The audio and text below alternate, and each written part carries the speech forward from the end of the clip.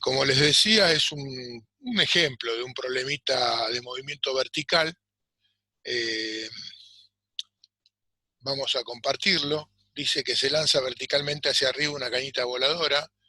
Dice que mientras se quema la pólvora, asciende con aceleración constante de 4 metros por segundo cuadrado hasta una altura de 200 metros. A partir de aquí se apaga y solo se mueve bajo la influencia de la gravedad. Calcular el tiempo que tarda en regresar a tierra, la velocidad con que golpea el piso y representar la posición en función del tiempo. En eso consistiría la resolución de este problemita. Así que veamos, yo acá les preparé un sistemita de coordenadas para que puedan ver. Elegí poner el eje Y vertical con sentido positivo hacia arriba, donde se lanza la cañita voladora, o sea, en el piso coloco el 0 de coordenadas. Llamo I1 a la posición 200 metros, que es donde se apaga la cañita voladora. Ahí cambia el movimiento, porque fíjense, desde que se lanza hasta acá tiene aceleración de 4 metros por segundo cuadrado. Esa aceleración es provocada por la combinación de la acción del empuje de la pólvora, digamos, que se está quemando, y de la gravedad. Combinadas las dos acciones, terminan dando una aceleración resultante hacia arriba de 4 metros por segundo cuadrado.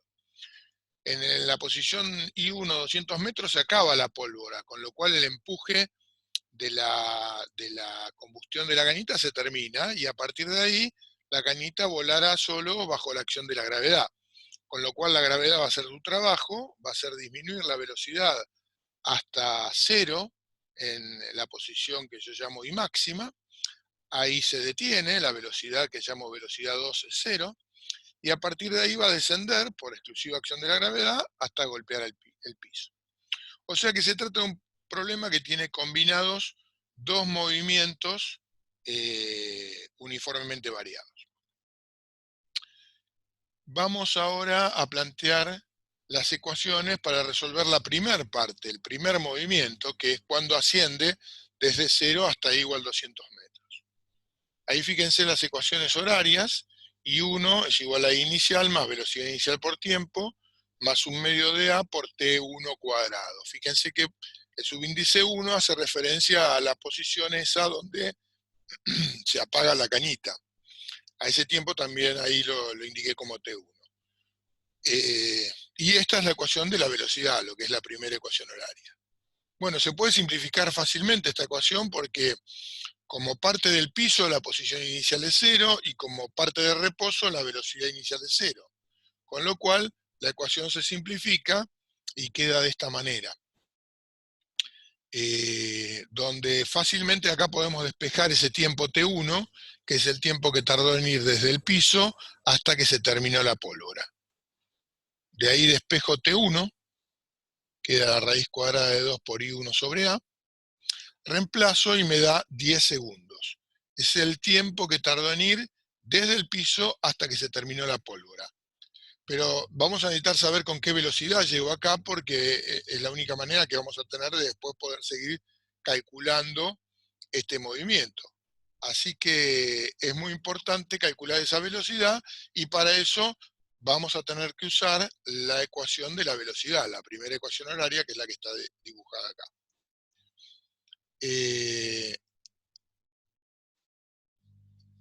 Reemplazamos ahí, la velocidad inicial es 0, 4 metros por segundo cuadrado de la aceleración, y 10 segundos, que es lo que estuvo actuando esa aceleración, nos da 40 metros por segundo. O sea que llegó a esta posición con una velocidad de 40 metros por segundo.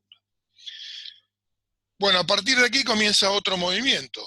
Es también un movimiento uniformemente variado, pero ahora bajo la exclusiva acción de la gravedad. Por lo tanto, nos cambian las ecuaciones. Tenemos que plantear un nuevo sistema de ecuaciones horarias.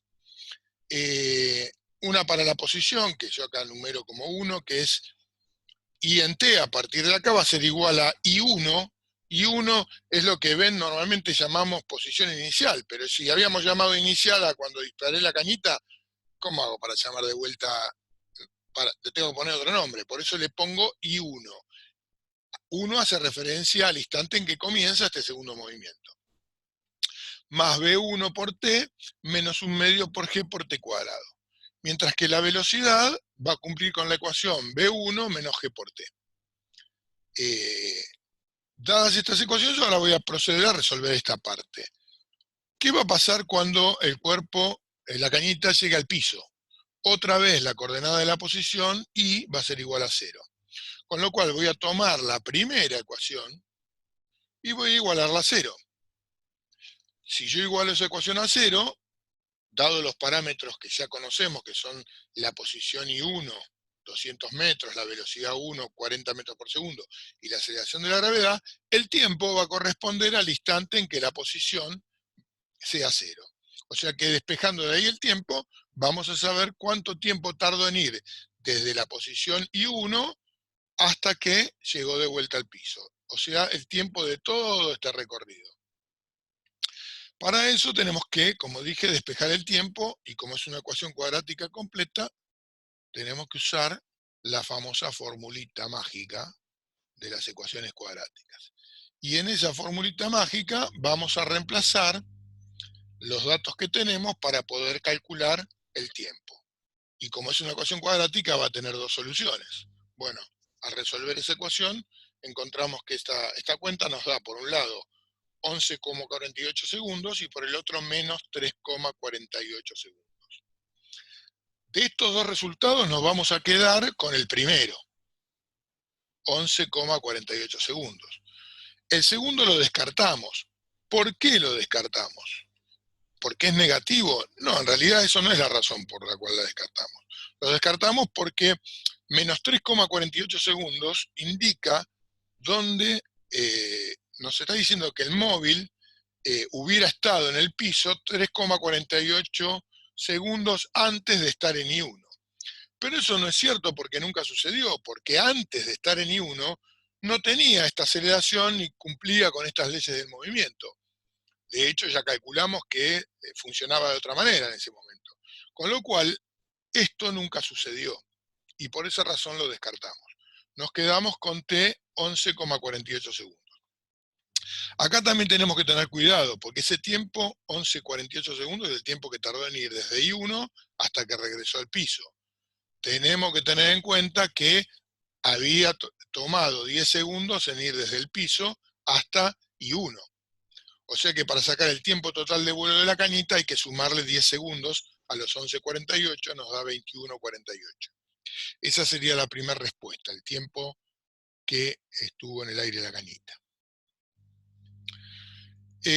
Para calcular la velocidad con que golpeó en el piso, simplemente tomamos la ecuación que acá está con el número 2 y reemplazamos ahora los datos sabiendo que el tiempo fue 11,48 segundos. Cuando hacemos ese cálculo, obtenemos que la velocidad fue menos 74,8 metros por segundo. Acá analicemos, nos está dando menos, ¿por qué? Y bueno, porque en el momento de golpear el piso, la cañita se desplazaba hacia abajo, o sea, en sentido contrario al sentido positivo de la sigma. Y 74,8 metros por segundo es el módulo de la velocidad con que golpeó el piso.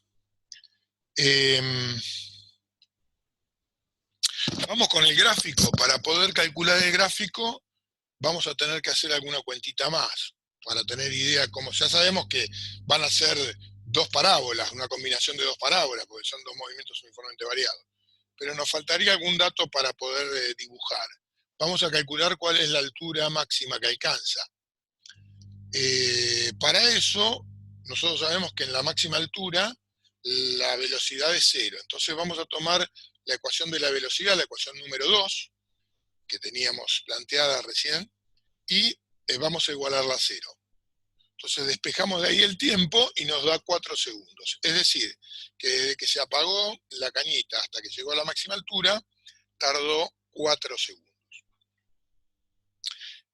Con estos 4 segundos podemos calcular con la ecuación número 1 de la posición cuál fue la altura máxima. Nos queda 200 metros más 40 metros por segundo por el tiempo, que son 4 segundos, más 1/2 de la aceleración de la gravedad por 4 segundos al cuadrado, que son 16 segundos cuadrados. Eso nos da 280 metros como máxima altura. Entonces, fíjense, Yo acá representé de 2 en 2 los segundos, de 20 en 20 para la posición. Para 200 metros tardó 10 segundos y vamos a tener una curva más o menos así, una parábola. Y a partir de ahí comienza el segundo movimiento hasta esta altura máxima que acabamos de calcular, 280 metros. Y entonces vamos a trazar la nueva parábola, que fíjense, ahora está invertida su curvatura, el vértice está en 280 metros, y después continúa con el mismo movimiento, o sea, la misma parábola, hasta pegar en tierra a los 21,48 segundos. Claramente se puede ver acá la forma en que se produjo el movimiento, ¿no? Un movimiento primero acelerado, donde aumenta la velocidad, y después, de aquí en adelante, empieza a disminuir la velocidad hasta que hace cero, y luego aumenta, pero en sentido contrario. Bueno, este era el problemita que les quería compartir.